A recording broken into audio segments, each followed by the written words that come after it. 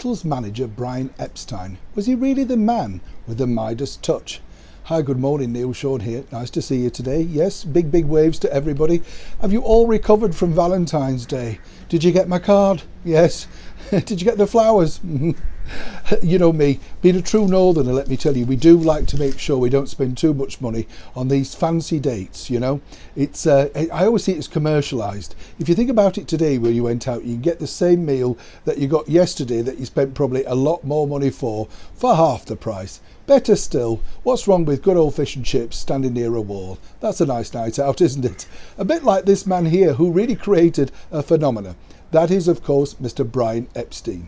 Now, Brian Epstein was the man with the Midas touch, according to this brand new movie. It's called Midas Man, and it really recreates a sort of look of the era of 1962. It all centres truly on when Brian Epstein decided to manage the Beatles and how he took them from agreeing to manage them through that to disastrous first record deal with Decca Records, where they turned them down. Famously, do you remember that? I'm sure that man must have kicked himself, but of course he then went on to sign the equally famous and fabulous Rolling Stones.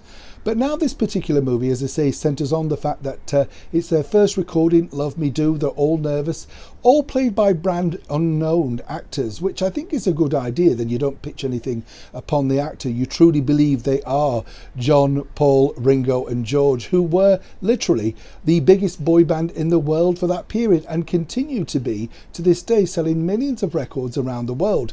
I'm sure many of you know, because you're all educated who watch this channel, oh yes you are, that Yesterday is one of the most biggest selling records by Paul McCartney in the world and has been covered by so many various artists, from Frank Sinatra, Tony Bennett, right through to pop stars. Even Kylie Minogue had a bash at Yesterday. But of course now Midas Man, he's centering, as I say, on Brian Epstein and his role within creating the Beatles.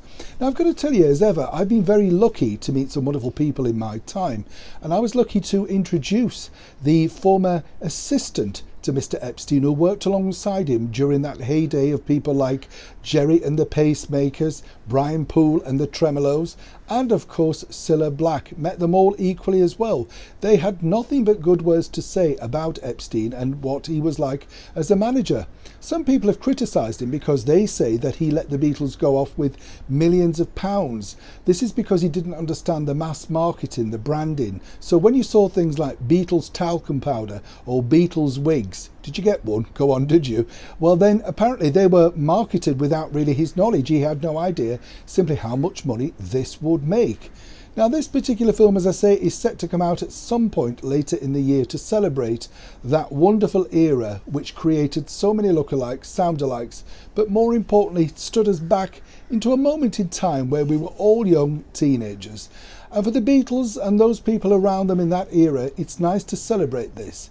What a lot of people are hoping though is that Epstein, all about the Midas man, or the man with the Midas touch, simply focuses on the great things that he did and simply not some of the more negative things.